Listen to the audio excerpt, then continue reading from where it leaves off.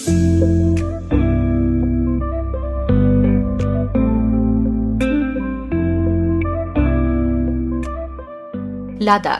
ভারতের একটি কেন্দ্রশাসিত অঞ্চল। মধ্যযুগীয় ইসলামিক পণ্ডিতরা এই অঞ্চলকে অভিহিত করেছিলেন গ্রেট তিব্বত নামে। সমগ্র লাদাখে চোখ বোলালে বিশাল আকৃতির উঁচু উঁচু পাহাড়, নীল আকাশ, সবুজ উপত্যকা, বরফে ঢাকা চূড়া, জনমানবহীন প্রান্তর, পাহাড়ি নদী, এ যেন প্রকৃতির এক অপূর্ব মিলন মেলা। ব্যস্ত জীবনে স্বস্তির নিঃশ্বাস ফেলতে ভ্রমণের উদ্দেশ্যে প্রতিবছর বিপুল পরিমাণ পর্যটকদের আগমন ঘটে এই সৌন্দর্যের পটভূমিতে। বিশ্বপ্রান্তরের আজকের ভিডিওতে আমরা লাদাখ সম্পর্কে নানা জানা অজানা তথ্যই জানব।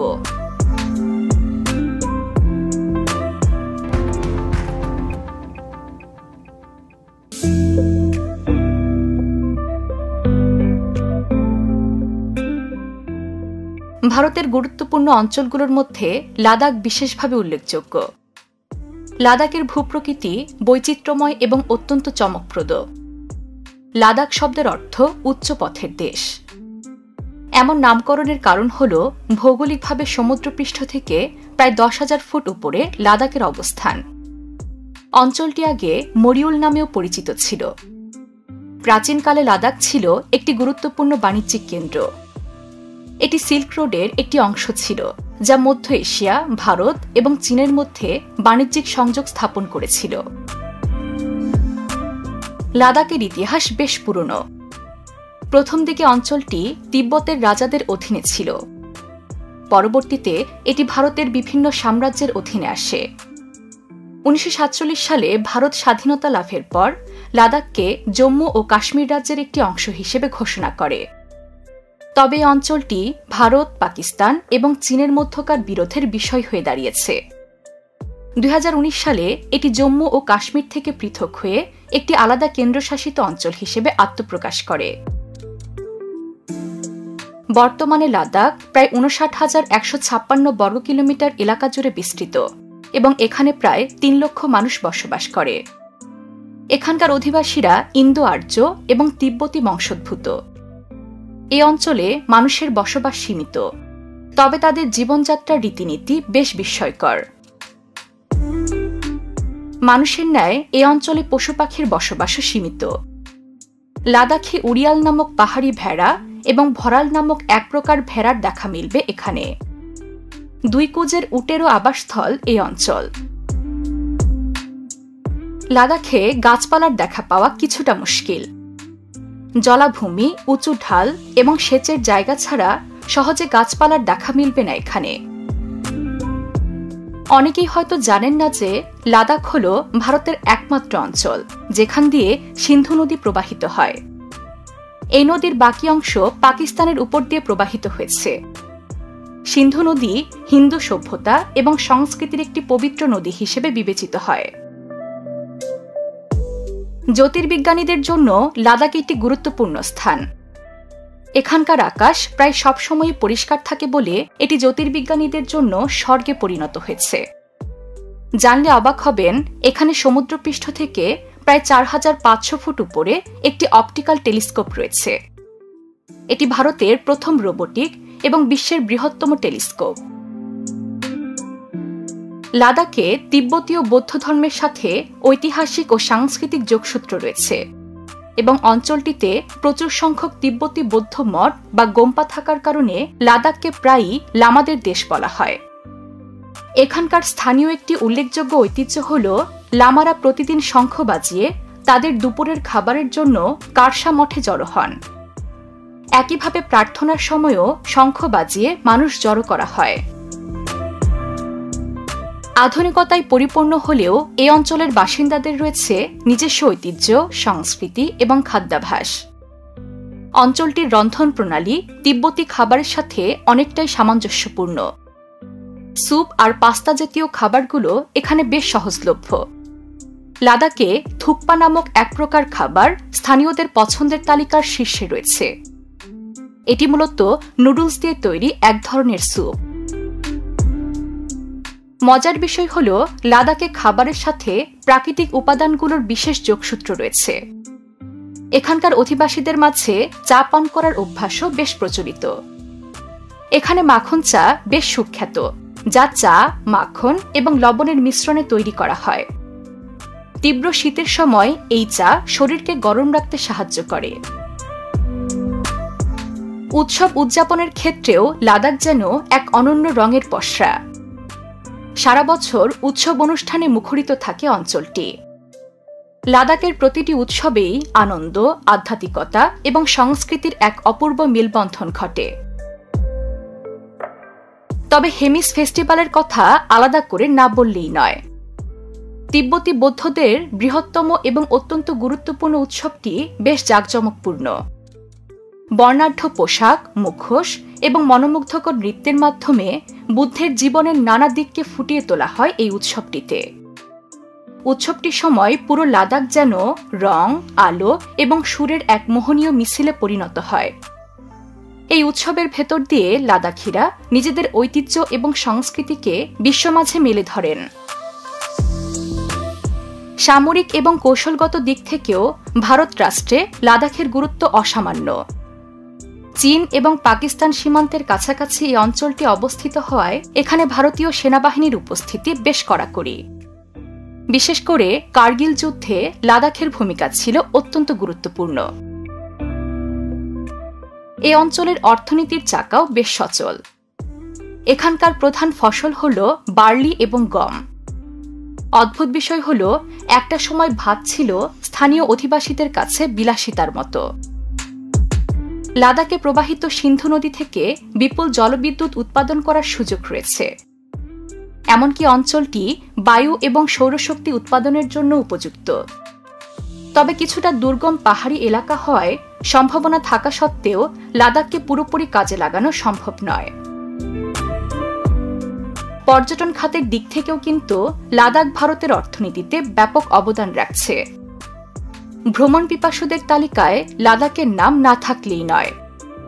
সাধারণত এপ্রিল থেকে অক্টোবরের মধ্যে লাদাখে পর্যটকদের আনাগোনা বেশি থাকে। কিন্তু উচ্চতাজনিত কারণে এখানে কিছুটা ভোগান্তিতে পড়তে হয় পর্যটকদের।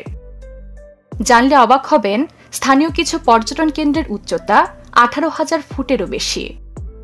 লাদাখে ভ্রমণে এলে কম বয়সী সুস্থ ব্যক্তিও অনেক সময় অসুস্থ হয়ে পড়েন। লাদাখের একটি চমকপ্রদ ভ্রমণস্থান হল ম্যাগনেটিক হিল। এখানে কেউ গাড়ি না চালালেও তা নিজে নিজেই চলতে শুরু করে, যা ভূত্বকীয় চৌম্বক ক্ষেত্রের কারণে হয়। স্থানীয়রা স্থানটিকে গ্রাভিটি হিল বলেও ডেকে থাকেন। এটি লাদাখের প্রাকৃতিক এবং ভৌগোলিক বৈচিত্র্যের একটি চমৎকার উদাহরণ। অন্যদিকে লাদাখের মরুভূমি এবং সবুজের সমারোহ একসাথে মিলিত হয়েছে নুব্রা ভ্যালিতে। হিমালয় পর্বতের কোলে অবস্থিত এই স্থানটি লাদাখের উপত্যকা নামেও পরিচিত। এখানে বয়ে যাওয়া শিওক নদী, বালুময় মরুভূমি এবং দুই কুজের উড় পর্যটকদের কাছে এক অবিস্মরণীয় অভিজ্ঞতা। নুব্রা ভ্যালির ডিস্কিট গ্রামে অবস্থিত ডিস্কিট গোম্পা হল লাদাখের প্রাচীনতম বৌদ্ধ মঠ। 14 শতকে নির্মিত এই মঠে 32 মিটার উচ্চতার বুদ্ধ মূর্তি এক বিশেষ আকর্ষণ। এই মঠের অভ্যন্তরে রয়েছে বিভিন্ন চিত্রকর্ম, মূর্তি এবং প্রাচীন ধর্মীয় গ্রন্থাবলী, যা লাদাখের সমৃদ্ধ বৌদ্ধ সংস্কৃতির প্রতিফলন ঘটায়। এছাড়াও লাদাখের ভ্রমণ আকর্ষণের অন্যতম হল এখানকার বেইলি ব্রিজ। 1982 সালে দ্রাস এবং সরু নদীর মধ্যবর্তী স্থানে নির্মিত এই ব্রিজটি বিশ্বের সর্বোচ্চ উচ্চতার সেতু। সমুদ্রপৃষ্ঠ থেকে 5,602 মিটার উচ্চতায় অবস্থিত সেতুটি যুদ্ধের সময় নদীপথ দ্রুত পার হওয়ার জন্য তৈরি করা হয়েছিল। লাদাখের কার্গিল শহরে অবস্থিত কার্গিল ওয়ার মেমোরিয়াল হল ভারতের বীরত্বের প্রতীক। 1999 সালের কার্গিল যুদ্ধের বীর সেনাদের স্মৃতির উদ্দেশ্যে নির্মিত এই স্মৃতিসৌধটি ভারতীয় সেনাবাহিনীর বীরত্ব এবং আত্মত্যাগকে স্মরণ করিয়ে দেয়। এই স্মৃতিসৌধ অন্বেষণ করার মাধ্যমে পর্যটকরা ভারতের সামরিক ইতিহাসের এক গৌরবময় অধ্যায়ের সাক্ষী হতে পারেন। এই অঞ্চলের জান্সকার উপত্যকা যেন অ্যাডভেঞ্চার প্রেমীদের জন্য স্বর্গরাজ্য। ট্রেকিং, রিভার রাফটিং এবং হিমবাহের জন্য এই স্থান বেশ বিখ্যাত। এই উপত্যকার নীলাভ নদী, তুষারে আবৃত পর্বত এবং নির্জনতা যেন প্রকৃতির সঙ্গে একাত্ম হওয়ার এক আদর্শ স্থান। লাদাখে রয়েছে বেশ কিছু মনোরম জলাশয়। এমনই একটি আকর্ষণীয় স্থান প্যাংগং তসো।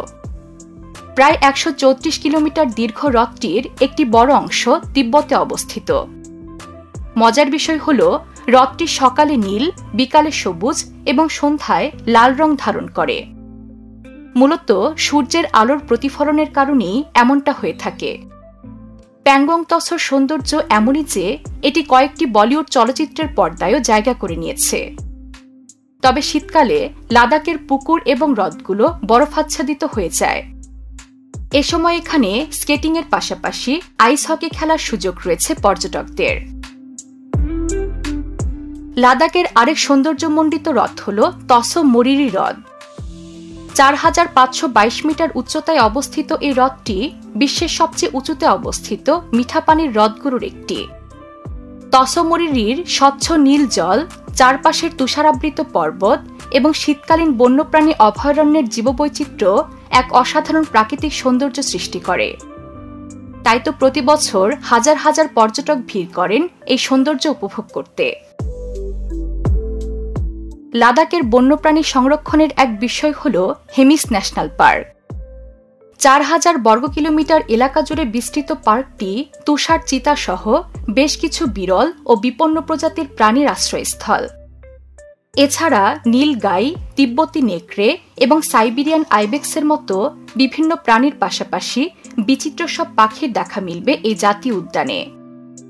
এখানে রয়েছে পর্বতশ্রেণী, হিমবাহ এবং গহীন উপত্যকার সমাহার।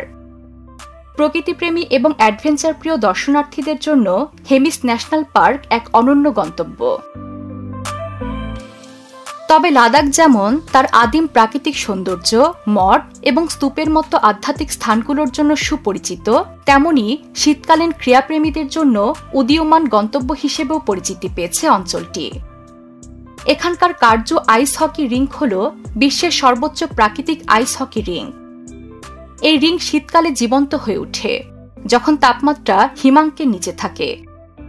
প্রাকৃতিকভাবে তৈরি এই আইস হকি রিঙ্ক শীতকালে একটি প্রাণবন্ত এবং উৎসবমুখর পরিবেশের সাক্ষী হয়, যা এখানে আসা পর্যটকদের বিমোহিত করে। লাদাখের কথা উঠলে লামায়ুরু গ্রামটির কথা না বললেই নয়। এই প্রাচীন গ্রামটি চাঁদের মতো ভূখণ্ডের কারণে মুনল্যান্ড নামেও পরিচিত, যা তার মনোমুগ্ধকর এবং সাংস্কৃতিক সৌন্দর্যের সাথে অ্যাডভেঞ্চার প্রেমী ভ্রমণকারীদের বিশেষভাবে আকর্ষণ করে।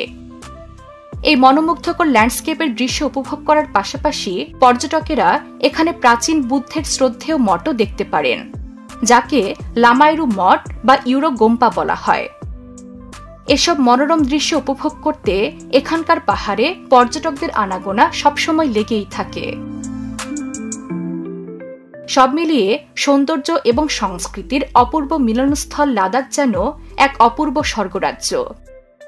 ঐতিহাসিক স্থাপনা, প্রাকৃতিক দৃশ্য এবং স্থানীয়দের জীবনযাত্রা এখানে এক অনন্য অভিজ্ঞতা লাভের সুযোগ করে দেয়। প্রাকৃতিক সৌন্দর্য, সংস্কৃতি এবং আধ্যাত্মিকতার মাধ্যমে প্রতিটি পর্যটকের হৃদয়ে এক বিশেষ স্থান করে নিয়েছে এই অঞ্চলটি।